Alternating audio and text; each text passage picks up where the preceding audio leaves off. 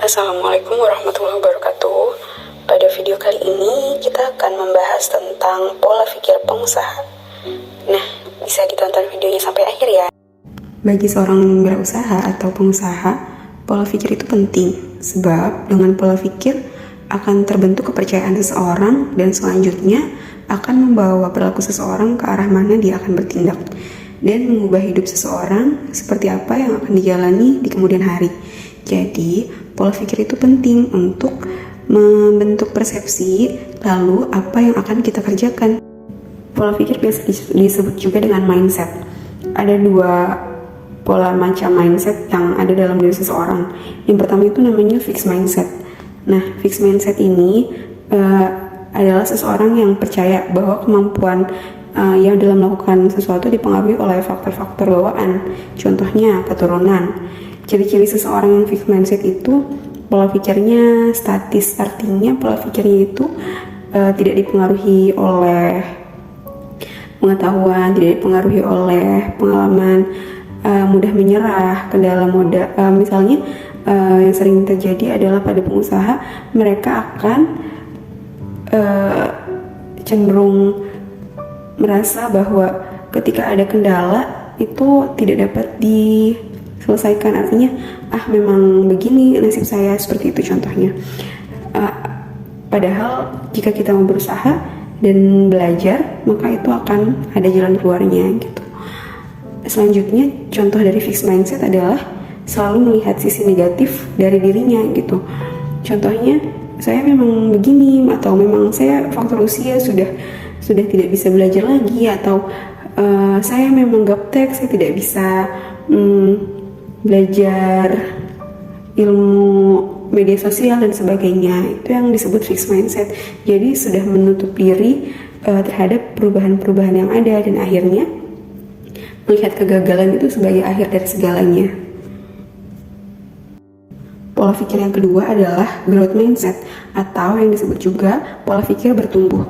Pola pikir ini contohnya adalah pola pikir yang berkembang dengan bekerja keras, artinya tidak mudah menyerah, meningkatkan keterampilan dan keahlian, dan selalu belajar. Ciri-cirinya adalah pola pikirnya berkembang, tidak mudah menyerah tadi, lebih cenderung berpikir positif daripada negatifnya, kemampuan yang bisa dikembangkan dan selalu bangkit saat ada musibah atau kegagalan. Jadi orang yang growth mindset itu menganggap bahwa kegagalan adalah peluang untuk mereka belajar, mencari jalan supaya mereka bisa bertumbuh ke depannya, atau menjadi pembelajaran supaya mereka tidak mengalami kegagalan yang sama seperti saat ini. Nah, dari penjabaran tersebut, kira-kira bapak-bapak ini punya mindset yang mana? Fixed mindset atau growth mindset? Nah, ini perlu kita sadari ya, supaya ketika kita masih berada di fixed mindset, artinya kita mau belajar lagi untuk membuka diri dan membuka peluang-peluang lagi untuk belajar lagi, karena perubahan saat ini itu sangat cepat. Jadi perlu banyak belajar, perlu banyak pengetahuan yang luas untuk meningkatkan penjualan, meningkatkan income, dan jika sudah pada posisi growth mindset, maka perlu dipertahankan dan ditingkatkan lagi semangatnya. Nah, bagaimana caranya membangun pola pikir pengusaha yang growth mindset tadi? Nah, berikut adalah poin-poinnya. Yang pertama, selalu berpikir positif dan kreatif, yaitu perlu melakukan sesuatu yang menghasilkan cara-cara baru.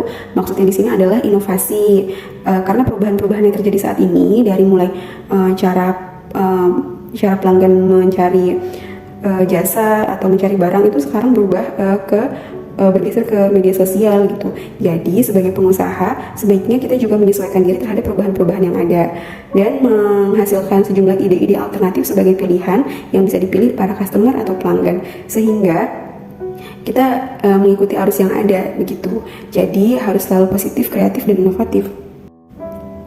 Yang selanjutnya adalah bertanggung jawab dan berani mengambil resiko. Nah, setelah berpikir positif dan kreatif, kita juga harus berani mengambil resiko.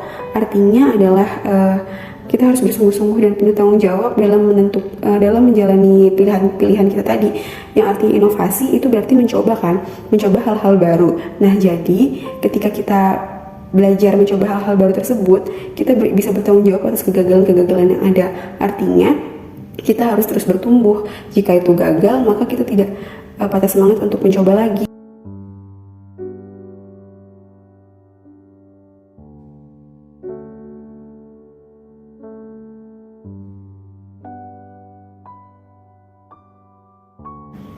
Yang selanjutnya, cara untuk membangun mindset pengusaha adalah mampu mengendalikan emosi. Maksudnya mampu mengendalikan emosi adalah niatnya. Pertama, dalam membangun usaha itu harus diluruskan ya. Kalau dalam Islam disebutkan innamal a'malu binniyat gitu ya, karena segala sesuatu itu tergantung pada niatnya gitu. Ketika kita meniatkan diri untuk berwirausaha dan mencari keberkahan di jalan Allah untuk menafkahi anak-anak istri, insya Allah gitu akan Allah itu sebagai pahala. Dan diniatkan bahwa berusaha ini menjadi jalan kita untuk semakin dekat kepada Allah, untuk beribadah, sehingga ketika niat kita sudah seperti itu, usaha-usaha yang kita lakukan akan terhindar dari hal-hal yang negatif, itu akan menjadi wirausaha yang jujur, amanah, tidak mengambil hak-hak pembeli dan sebagainya. Yang kedua, ada jeli dalam melihat peluang usaha. Nah, jika kita berwirausaha, maka akan tumbuh jiwa-jiwa dalam melihat peluang kan ya, betul ya. Nah, bapak-bapak ini mungkin sudah berpengalaman dalam melihat peluang usaha gitu, dan dapat ditingkatkan dalam melihat peluang usaha ini. Kita bisa lihat dari sosial media, contohnya kita bisa mengikuti cara ATM atau amati tiru modifikasi gitu dalam menjalani peluang-peluang usaha yang ada. Yang ketiga, mau belajar dari orang lain.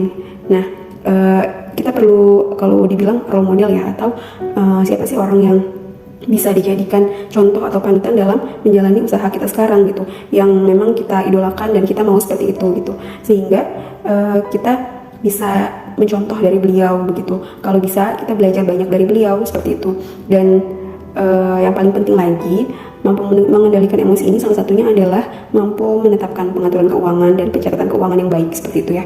Jadi ketika sudah berwirausaha, penting untuk mengelola modal yang ada gitu ya. Jadi tidak gerasa gerusu atau modal dihabiskan untuk keperluan pribadi misalnya, sehingga tidak ada perputaran dan sebagainya. Dan selanjutnya, memiliki kemampuan menjual dan berkomunikasi yang baik, ramah kepada customer, mudah bergaul, selalu gembira, memiliki sopan santun dan disiplin ketika berjualan, sehingga menjadi nilai plus saat customer memilih membeli dagangan kita seperti itu.